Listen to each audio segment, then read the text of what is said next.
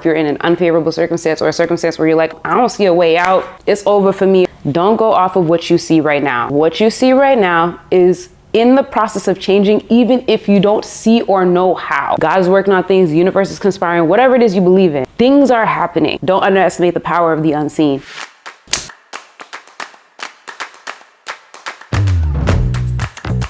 Yo, it's your girl Janine St. G. Welcome back to my world where we are documenting the process of going from zero to hero to live a life of maximum fulfillment. This is our third installment of our Heart to Hearts. Today I have a message for you, so let's get into it.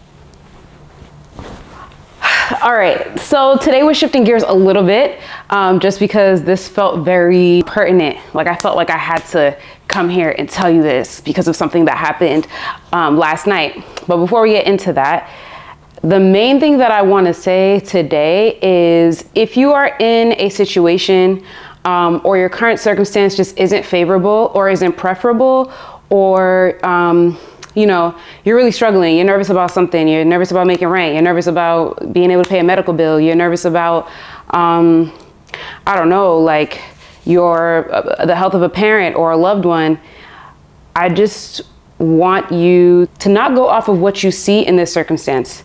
So if the circumstance is not preferable, don't go off of what you see and assume that that's it, that's what it is, this is the end. You know what I'm saying? Do not do that. Because I think we're in a time right now where things can change quickly. And that's always the case, right? Things can always change quickly. But I think right now, just because of also what's going on in the world, like what with the bank or whatever that like got shut down. I don't know. I don't pay attention to the news like that, and I don't think you should either. But yeah, there was some situation with a bank, you know what I'm saying? Like things are really crazy right now. So I think people are like, oh my God, what's happening? Right? Which then leaks into your own personal experience. And you're looking at things like, Lord, everything's a mess and I don't know what I'm gonna do, right? Just chill. I'm letting you know right now, don't go off of what you see. What you see probably in 2 weeks, 3 weeks, whatever, maybe tomorrow will no longer be the case. So why am I saying this? Well, funny you ask. Let me take you back to last night. So remember I said this weekend my parents came to visit me from Boston, right? So something that we do, like people are always like, oh my God, what did you guys do?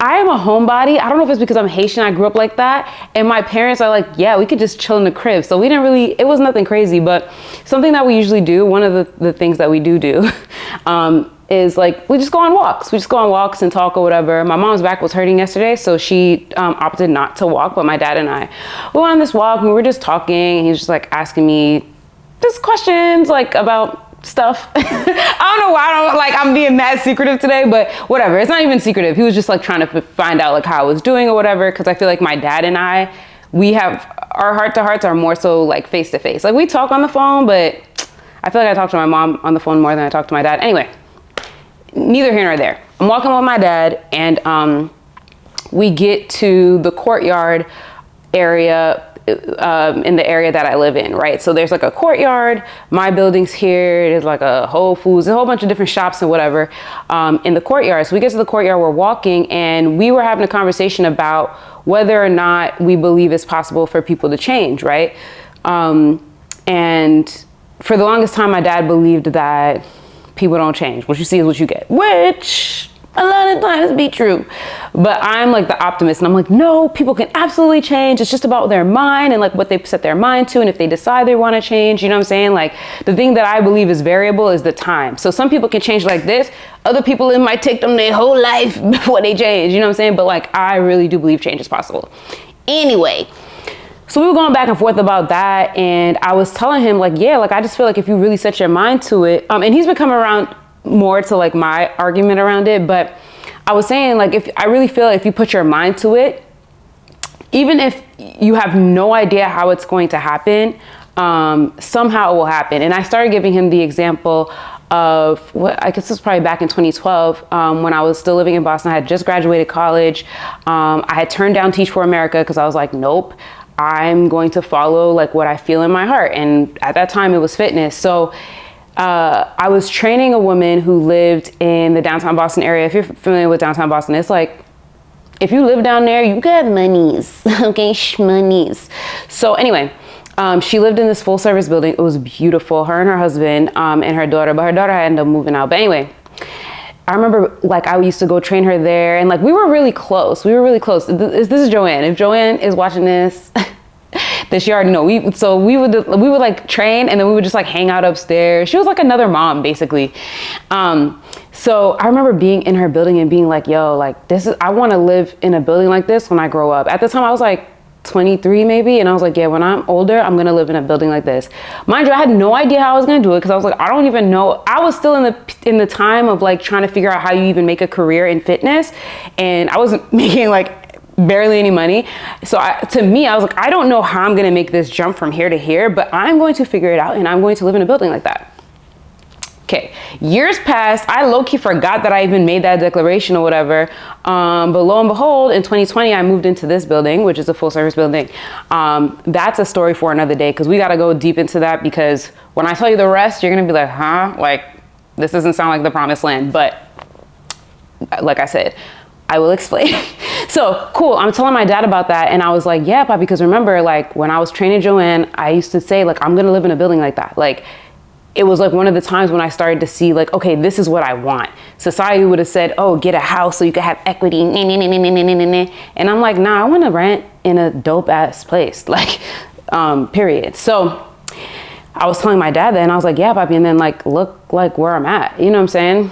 And he was like, nah, like, you know, it's true. So we're talking, and I'm explaining. So as I'm explaining, I'm like, yeah, I just kept saying like, I don't know how I'll ever live in a building like that, blah, blah, blah, blah. So some woman, I guess, overheard that part. She comes over and she was like, yes, you can. And so me and my dad turned, we're like, huh? So we turn around, we look at her. She was like, yeah, I was about to be like Obama and tell you, yes, you can. And so me and my dad are laughing, right? The Obama thing's really important too, right? So anyway, so me and my dad are laughing, whatever. And, she's like, no, seriously. She was like, if you want to live in a building like this, it's possible. Don't let anyone try to tell you that it's not possible. Like, this is what you're going to do. And I'm like, so she's looking at me to take my phone out, but I had left my phone upstairs because it was dying.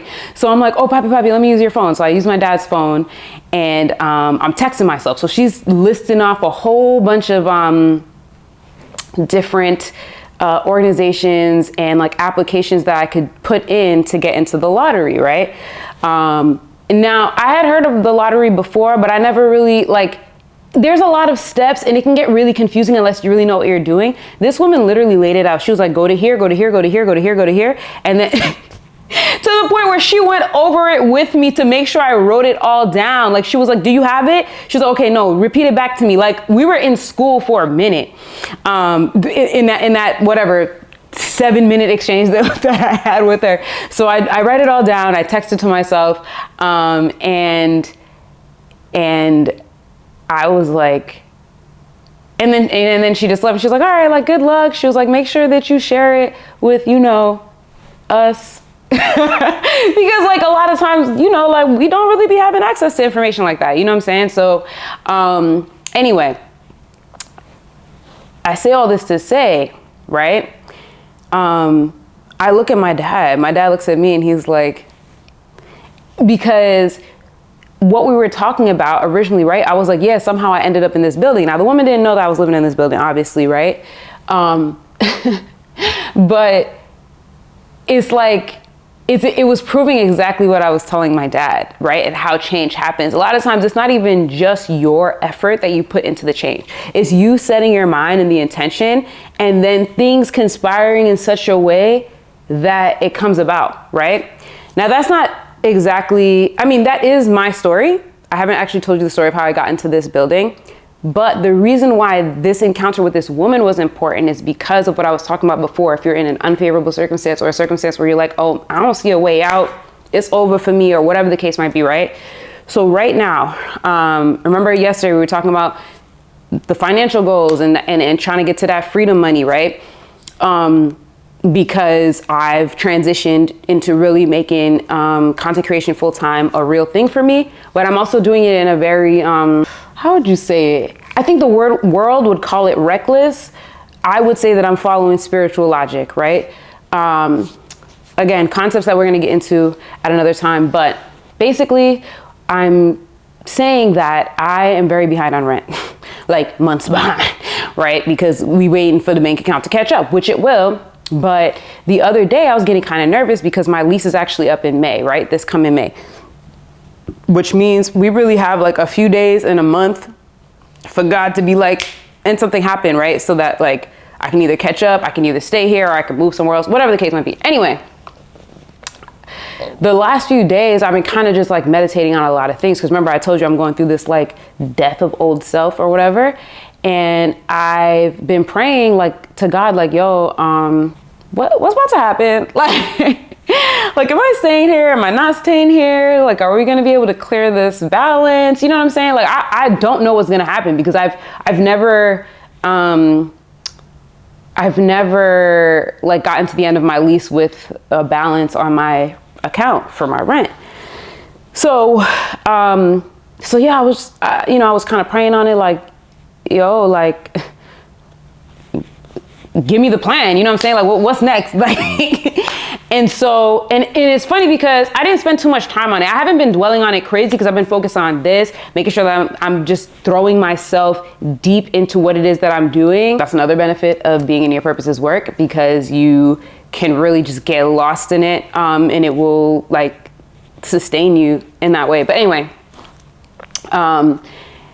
yeah, I prayed about it and I kind of forgot about it. Like I said, I try not to focus on things that is going to bring me too much anxiety, right? Which probably means that they're just like repressed inside and they're like still there, but at least at top of mind, I can operate, you know what I'm saying? So anyway, this woman, first of all, she came, like, to me, she kind of came out of nowhere. Like, I didn't really see her in my peripheral vision. My dad said that he kind of saw her, but like for her to approach us, it didn't seem like that was this encounter was going to happen. That's one.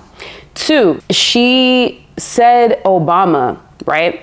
Because remember, she was like, oh, yes, you can. But before that, she had said something Obama. Then she repeated it and was like, I was about to say, I'm about to be like Obama and tell you, yes, you can. So she repeated it twice. The reason why the Obama is significant is because my dad and I, when Obama was first elected, nowadays, I'm not really into, like, again, I don't follow news. I'm not into the politics. I'm not into any of that stuff. But back in the day when Obama first won or whatever, my dad and I had this little handshake where we used to like fist bump and say Obama. So like, yeah, so basically it's like fist bump and it's like Obama. That's what we used to do. So it was just interesting because I'm like, this woman don't know us from a hole in the wall. And like my dad and I have this insider like fist bump thing that we do. And we still say it, even though like Obama's like, we don't know where he's at. He's on some yacht somewhere. So so that like one made me pay attention, right? And then she was just so like adamant that, you know, I have this list to make sure that I get in the lottery, because also springtime is when the lottery applications really come out, and that's when you want to get in it, like, because it's kind of like a first come first serve type of basis, even though it's a lottery. It is a lottery, but I do think there's a benefit to like being early in the game. Anyway, like I said, I don't know too much about it, but I think that there's probably a benefit. All this to say, she was just like so adamant, and I'm pretty sure I'll never see her again. You know what I'm saying? Like, she just like popped up into my reality and then like she's just out. And I say that on purpose because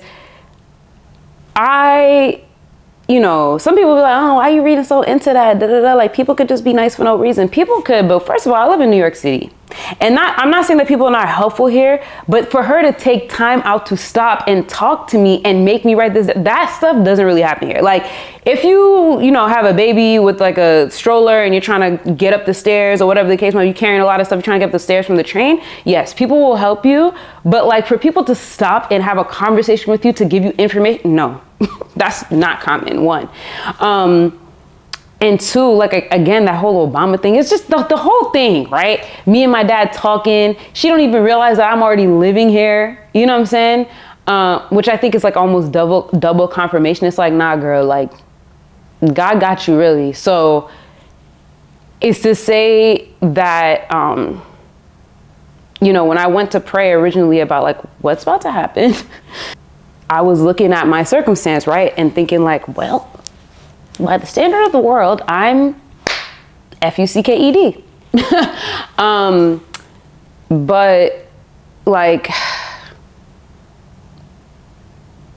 it's really important that you find a very good balance and spend as little time in worldly thinking as possible. And so that's what I'm gonna say. I'm gonna repeat it again.